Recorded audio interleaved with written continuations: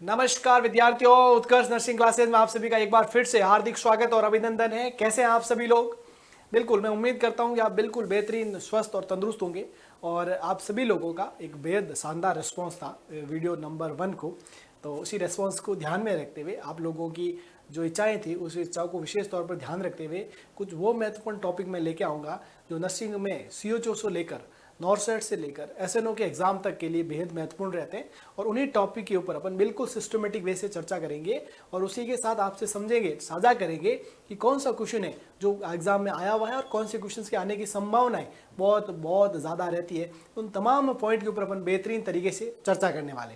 जैसे कि आप थंबनेल देखकर आपको आइडिया लग चुका होगा कि अपन आज किस पर चर्चा करने वाले हैं, फिर भी मैं उसका नाम लेना बेहद जरूरी समझूंगा। नाम रहेगा Glasgow coma scale. Glasgow coma scale है ये वर्ड। जो ग्लासगो है ये वर्ड एक सिटी का, एक यूनिवर्सिटी का नाम है जो कि स्कॉटलैंड के अंदर प्रेजेंट है।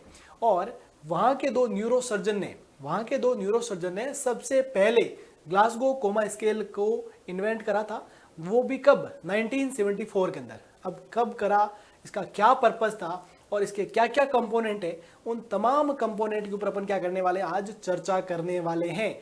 और बेहतरीन बिल्कुल समराइज्ड चर्चा करेंगे और एक एक पॉइंट बड़ा इंपॉर्टेंट रहने वाला है। तो इस चीज का विशेष तौर पर क्या रखिएगा, ध्यान रखिएगा। तो शुरुआत करते हैं। सबसे पहले मैं उन न्यूरोसर्जन का आपको फोटो दिखाना चाहूंगा कि अपन कितने इंपॉर्टेंट, उन्होंने एक बहुत शानदार काम करा था। आप इन चेहरों को अच्छे से देख लीजिएगा। इनका नाम था ब्रायन जेनेट और दूसरा नाम था ग्राम टीज डाले, है ना। ये दो बड़े महान कह सकता हूं मैं न्यूरोसर्जन थे। उन्होंने सबसे पहले ग्लासगो कोमा स्केल को इन्वेंट करा था और वो भी कब? 1974 के अंदर, है ना। तो Glasgow coma scale first invented इन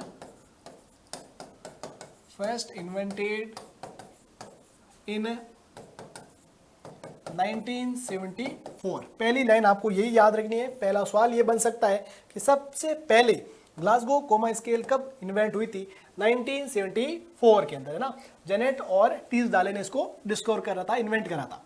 अब जो अपन कह सकते हैं यूज ऑफ, अपन ये जो है ना, जो जीसीएस स्केल है, इस स्केल का यूज क्या है? तो याद रखना सबसे इंपॉर्टेंट बात, assess the level of consciousness. Assess the level of consciousness.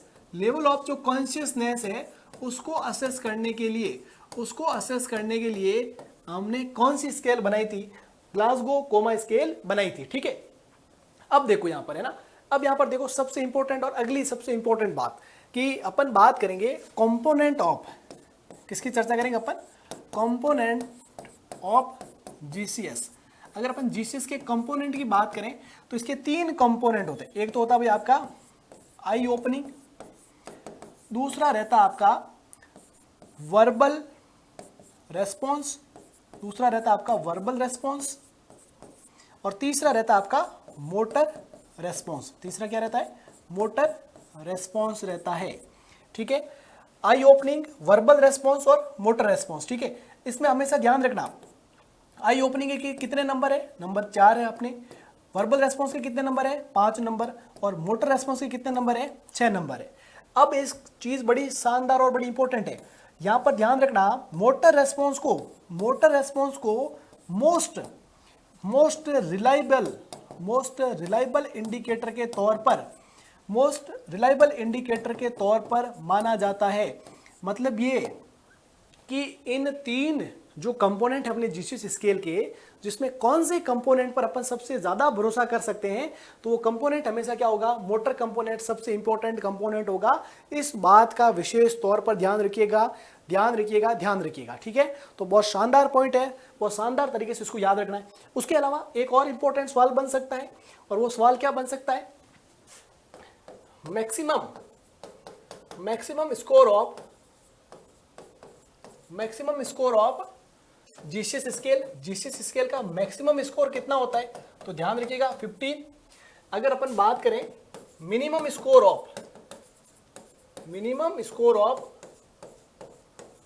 Of GCS scale का मिनिमम स्कोर कितना होता है, तो याद रखिएगा 3 होता है, ठीक है। अब देखो यहां पर, अब अपन क्या करेंगे, इन कंपोनेंट के ऊपर अपन क्या करेंगे, चर्चा करेंगे, और चर्चा बिल्कुल समराइज और बहुत शानदार तरीके से अपन करने वाले हैं। तो ये रहेगी आपका GCS, ग्लासगो कोमा स्केल, और इसके अंदर अपने कंपोनेंट ले लिया सबसे पहला कौन सा, आई ओपनिंग। उसके बाद में आई ओपनिंग के बाद अपन किसके ऊपर चर्चा करेंगे, उसके बाद अपन चर्चा करेंगे वर्बल रेस्पॉन्स के ऊपर, वर्बल रेस्पॉन्स। उसके बाद अपन चर्चा करेंगे मोटर रेस्पॉन्स के ऊपर। किसके ऊपर चर्चा करेंगे, मोटर रेस्पॉन्स के ऊपर चर्चा करेंगे। सबसे पहले अगर मैं आई ओपनिंग के ऊपर चर्चा करूं, तो आई ओपनिंग को अपन चेक करना होगा जीसीएस के एज ए कंपोनेंट के तौर पर। तो अपन क्या करेंगे कि भाई कोई भी पेशेंट हो सकता है वो इमरजेंसी सेटिंग के अंदर हो, कोई हो सकता है इंसिडेंस की साइट पर हो, या हो सकता है वो आईसीयू के अंदर हो, वार्ड के अंदर हो, कहीं पर भी पेशेंट हो सकता है। तो अपन सबसे पहले अगर अपन जीसीएस की शुरुआत करते हैं तो अपन आई ओपनिंग के साथ में शुरुआत करते हैं। और पेशेंट अगर स्पॉन्टेनियस का मतलब क्या, स्पॉन्टेनियस का मतलब क्या कि भाई अपन पेशेंट के पास में गए और पेशेंट सो नहीं रहा था, जगा हुआ पेशेंट था और सो रहा था, और जैसे उसको पता चला कि अपन उसके पास में गए, वो अपना आप ही क्या कर रहा है, अपनी आंखें ओपन कर रहा है, स्पॉन्टेनियसली आंखें ओपन कर रहा है। अब पर्सन अगर आपकी स्पॉन्टेनियस आई ओपन कर रहा होगा तो उसे अपन नंबर कितने देंगे, 4 नंबर देंगे। अगर पर्सन स्पॉन्टेनियस आई ओपन नहीं कर रहा तो अपन उस साउंड के साथ ओपन कर रहा है, टू साउंड के साथ में ओपन कर रहा है, तो आप उसे कितना नंबर देंगे, उसे अपन 3 नंबर देंगे। जैसे कि क्या, अपने कोई तरह का हो सकता है, आपने उसका नाम लिया हो या कोई आवाज करी हो, किसी भी वजह से हो सकता है इस तरीके से। तो हो सकता है आपने उसका नाम लिया हो सकता है नाम क्या लिया हो, जैसे मोनालिसा, उठ जाओ ना, तो मोनालिसा उठी हो और वो खूबसूरत आंखें आपको देखने को मिले, तो आप हो सकता है कि नाम को और प्यार से बोले होगे, कैसे भी बोला होगा आपने, कोई साउंड के माध्यम से उस पर्सन का आपने क्या करा, आई रेस्पॉन्स को चेक करा। और आई ओपनिंग अगर साउंड के साथ हो रहा है तो उसे अपन कितना नंबर देंगे, उसको आप 3 नंबर देने पड़ेंगे भाई, उसके अलावा आपके पास में कोई ऑप्शन नहीं बचेगा, ठीक है। उसके अलावा अगर साउंड के साथ में नहीं होकर पर्सन जो है वो किसके साथ अगर रेस्पॉन्ड कर रहा है, वो प्रेशर के साथ में ना, अगर आपने उस पर्सन को क्या दिया, प्रेशर दिया, मतलब प्रेशर हो सकता है, प्रेशर के साथ आपने उस प्रेशर की वजह से थोड़ा थोड़ा स्टिमुलेशन दिया हो, और उसकी वजह से साथ में पर्सन अगर आई ओपन कराए तो उसको आप कितना नंबर दोगे, 2। और पर्सन कोई तरह का रेस्पॉन्स नहीं दे रहा है, मतलब नो रेस्पॉन्स, कोई भी पर्सन तरीके का रेस्पॉन्स नहीं है, तो उसे अपन 1 नंबर देंगे। और अपन टेस्ट ही नहीं कर पा रहे हैं तो अपन कह सकते हैं नॉट टेस्टेबल, उसे अपन एंटी की कैटेगरी में शामिल कर सकते हैं। किसी वजह से अगर अपन उसको रेस्पॉन्स को चेक ही नहीं कर पा रहे, हो सकता है कई बार क्या होता है आंखें ही डैमेज हो चुकी हो, तो उसमें अपन चेक ही नहीं कर पाते, तो उसे अपन क्या कह देंगे, नॉट टेस्टेबल की कैटेगरी के अंदर अपन शामिल कर लेंगे, ठीक है। उसके बाद में अपन सेकंड नंबर पर अपन चेक करेंगे वर्बल रेस्पॉन्स। और वर्बल रेस्पॉन्स के अंदर आप सब लोग सबसे पहली चीज देखेंगे अपन ओरिएंटेशन, पर्सन जो है वो ओरिएंटेड है कि नहीं है, पर्सन का ओरिएंटेशन है कि नहीं है। पर्सन से अपन पूछेंगे पर्सन कहाँ पर हो, पर्सन कहेगा मैं तो हॉस्पिटल में हूँ, और पर्सन वाकई हॉस्पिटल में हो, कितने बजे हैं, तो लगभग ये बजे हुए होंगे। पर्सन अपने टाइम पर्सन प्लेस से ओरिएंटेड है। ये भाई साहब कौन है साहब, अब ये भाई साहब कह देंगे मेरे भाई है, जो वाकई भाई वगैरह है उसके बारे में बता देगा ये पर्सन है भाई। और ये तुम्हारे कौन है, ये हमारे जिगरी हैं जो साथ रोज बैठते हैं, वो वाले भाई साहब है हमारे, और उन्हीं की वजह से मैंने बिना हेलमेट पिए भाई गाड़ी चलाएगा, इस चक्कर में गाड़ी चलाई थी और उसकी वजह से आज यहाँ पर पहुंचा हूँ। हो सका कि ज़्यादा नहीं है, क्योंकि पर्सन अभी भी कौन सी कंडीशन में ओरिएंटेशन वाली स्टेट के अंदर है। तो ठीक है, अब देखो ओरिएंटेशन हो उस पर्सन का प्रॉपर, तो उसे अपन नंबर कितने देंगे, मैक्स नंबर 5 नंबर दे देंगे। अगर पर्सन के अंदर कंफ्यूजन है, पर्सन सही से जवाब नहीं दे पा रहा है, एकदम क्या है पता नहीं कहाँ हूँ क्यों हूँ, थोड़ा एकदम सही सटीक जवाब नहीं दे रहा ना, कंफ्यूज स्टेट के अंदर है पर्सन, तो आप उसे कहेंगे भाई 5 नंबर तो तुम्हारे बनते नहीं है, फिर भी तुम ऐसे जिद कर रहे हो ना कि भाई नंबर सर ऐसे कम नंबर से चलेगा नहीं, तो आप उसको क्या करो भाई 4 नंबर में एडजस्ट करो, ठीक है। उसके बाद में अगर पर्सन से आप पूछ रहे हैं और जवाब कुछ दे रहा है इनअप्रोप्रिएट वर्ड से, है ना, ये अपन जो ATLS के द्वारा, ATLS बोले तो एडवांस ट्रॉमा जो लाइफ सपोर्ट है, उसके द्वारा अपडेटेड जीसीएस है, उसको आपको साथ में शेयर करो। अगर इनअप्रोप्रिएट वर्ड्स दे रहा है तो आप उसे क्या कहो, इनअप्रोप्रिएट वर्ड्स बोल रहा है, आप पूछ रहे हैं और जवाब कुछ और दे रहा है, तो आप उसे कितना नंबर दोगे, 3 नंबर दोगे। उसके अलावा इन अपन कह सकते हैं कोई ऐसा साउंड जनरेट कर रहा है, इनकॉम्प्रिहेंसिव साउंड जनरेट कर रहा है जिसको अपन क्या नहीं कर पा रहे, समझ नहीं पा रहे, है ना। तो आप उसे कितना नंबर दे देंगे, 2 नंबर दे देंगे। और पर्सन कोई नो रेस्पॉन्स दे रहा है, पर्सन कोई तरह का रेस्पॉन्स नहीं दे रहा है, तो अपन उसे क्या कहेंगे, उसे अपन नंबर दे देंगे 1। और कोई ऐसी वजह से हो सकता है माउथ के अंदर ही ट्रॉमा हो रखा हो, बस उनको अपन उस कंडीशन के अंदर चेक ही नहीं कर पा रहे, तो अपन उसे नॉट टेस्टेबल की कैटेगरी के अंदर शामिल कर लेंगे, ठीक है। अगर मैं बात करता हूं मोटर रेस्पॉन्स की, तो मोटर रेस्पॉन्स के अंदर सबसे पहले सबसे इंपॉर्टेंट पैरामीटर ये रहेगा, ध्यान रखिएगा, अगर पर्सन ओबे कमांड्स कर रहा है, क्या कर रहा है पर्सन, क्या कर रहा है, ओबे कमांड्स। कमांड्स का मतलब क्या, आपने उसको कहा कि भाई चलो हाथ अपना राइट हैंड को अप करो, पर्सन ने क्या कर, लो साहब राइट हैंड अप कर दिया। पर्सन को कहा कि आप हाथ नीचे करो, नीचे कर दिया। पैर ऊपर करो, पैर ऊपर कर दिया। जो आप चाह रहे हैं वो सब कुछ कर रहा है, तो अपन उसे कितने कैटेगरी में, कौन सी कैटेगरी में रखेंगे, ओबे कमांड्स के अंदर रखेंगे। कौन सी कैटेगरी के अंदर रखेंगे, ओबे कमांड्स की कैटेगरी के अंदर, ओबेज लिख सकते हैं आप, ओबेज कमांड की कैटेगरी में रखेंगे। और उसको अपन मैक्स नंबर दे देंगे कि भाई तुम भी क्या याद रखोगे, 6 नंबर ले लो। उसके बाद में लोकलाइज, लोकलाइज का मतलब क्या, कि पर्सन को अपन क्या कर रहे हैं, पर्सन को अपन क्या कर रहे हैं, कमांड फॉलो करने के लिए उस एक्सट्रीमिटी के ऊपर क्या कर रहे हैं, थोड़ा पेन दे रहे हैं ना, स्टिमुलेशन दे रहे हैं, पेन का स्टिमुलेशन दे रहे हैं। और पर्सन उसके रेस्पॉन्स में के अंदर क्या कर रहा है, एक्टिविटी कर रहा है, हाथ खड़ा करो, हाथ खड़ा नहीं करा, जैसे हमने चिमटी काटी हाथ को खड़ा कर दिया, तो वो लोकलाइज्ड, अगर आप पेन देने पर अगर पर्सन ऐसा एक्शन करता है तो उससे अपन क्या कहते हैं, उसे अपन कितने नंबर देंगे, उसे अपन 5 नंबर देंगे। उसके बाद में अगला जो देखो इंपॉर्टेंट रहेगा, अगला इंपॉर्टेंट कैसा रहेगा, यहां पर देखो एडवांस वर्जन में क्या लिखा आता है, नॉर्मल फ्लेक्शन।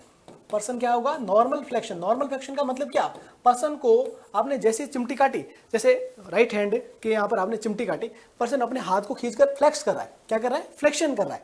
तो ये नॉर्मल ही है, फ्लेक्शन होना एक नॉर्मल कंडीशन है, पर नॉर्मल कंडीशन में उसको फ्लेक्स कर रहा है, तो उसे अपन उसको अपन कितना नंबर देंगे, उसको अपन 4 नंबर देंगे। उसके अलावा अबनॉर्मल फ्लेक्शन, उसके अलावा अबनॉर्मल फ्लेक्शन, अगर पर्सन अबनॉर्मल फ्लेक्शन शो कर रहा है तो आप उसे कितना नंबर देंगे, उसे आप 3 नंबर देंगे।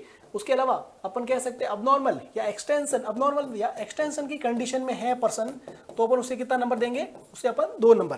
फ्लेक्शन, अबनॉर्मल फ्लेक्शन कौन सा वाला, इस तरीके से डिकॉर्टिकेट जो पोस्टर होता है, और अबनॉर्मल एक्सटेंशन इस तरीके से पोस्टर, मतलब अबनॉर्मल एक्सटेंशन जो हो रहा है, अबनॉर्मल फ्लेक्शन को अपन डिकॉर्टिकेट रेस्पॉन्स कह सकते हैं, अबनॉर्मल एक्सटेंशन को डिसेरिब्रेट रेस्पॉन्स कह सकते हैं, ठीक है। ये दोनों वर्ड न्यू वाली के अंदर ऐड नहीं है, न्यू जो इसको रिवाइज्ड है उसके अंदर ऐड नहीं है, लेकिन ये वर्ड आपको दोनों माइंड में रखने हैं कि डी कॉर्टिकोड को कितने नंबर मिलते हैं, 3, डी सेरिब्रेट को नंबर कितने मिलते हैं, 2। और उसके अलावा जो नो रेस्पॉन्स की कैटेगरी रहेगी, कौन सी कैटेगरी रहेगी, नो रेस्पॉन्स की कैटेगरी रहेगी, उसके अंदर क्या होगा, उसके अंदर क्या होगा, आप उसको नंबर दे देंगे कितना, 1 नंबर दे देंगे। नो रेस्पॉन्स की कैटेगरी के अंदर अपन उसको नंबर कितना दे देंगे, 1। और हो सकता है किसी वजह से नॉट टेस्टेबल भी हो सकता है। तो ये तमाम तरह के पैरामीटर्स रहते हैं, ये इसकी स्कोरिंग रहती है, और इस स्कोरिंग को आपको विशेष तौर पर क्या रखना है, ध्यान। अब यहाँ पर देखो सबसे इंपॉर्टेंट बात, अब अपन इसके अंदर अपन इसकी इंजरी की सीवीटी को क्लासीफाई करें, अगर अपन इसकी सीवीटी को क्लासीफाई करें तो देखो 3 कैटेगरी हो सकती है, एक तो माइल्ड, एक मॉडरेट और सीवियर, सीवियर या कह सकते हैं कोमा। माइल्ड, मॉडरेट और सीवियर जो ना ट्रॉमेटिक ब्रेन इंजरी के अंदर अपन इसको यूज कर सकते हैं।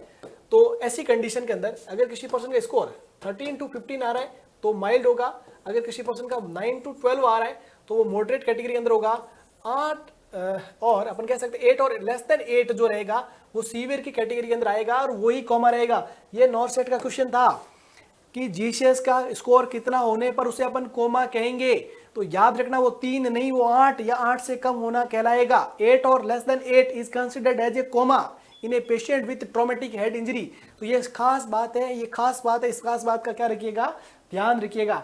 तो ये जो तमाम पैरामीटर थे उस पैरामीटर को ध्यान में रखना है, और अपने साथी का 1-2 बार जीसीएस चेक करोगे तो आप अच्छे से उस चीज को क्या कर पाओगे, समझ पाओगे, और अच्छे से आप उन चीजों को यूज कर पाओगे जब भी एग्जामिनर आपसे ऐसे सवाल पूछा जाएगा। जीसीएस ऐसा टॉपिक है जो कई बार पूछा गया और आगे भी कई बार पूछा जाएगा, ये मैं आपको आश्वस्त करता हूं। ऐसे ही नए टॉपिक के लिए बने रहिए उत्कर्ष परिवार के साथ में। टॉपिक कैसा लगा उसके बारे में अपनी राय देना मत भूलिएगा, कोई भी आपकी खास डिमांड है वो भी कमेंट बॉक्स में लिखना मत भूलिएगा। Thank you dears, thank you so much for joining the session.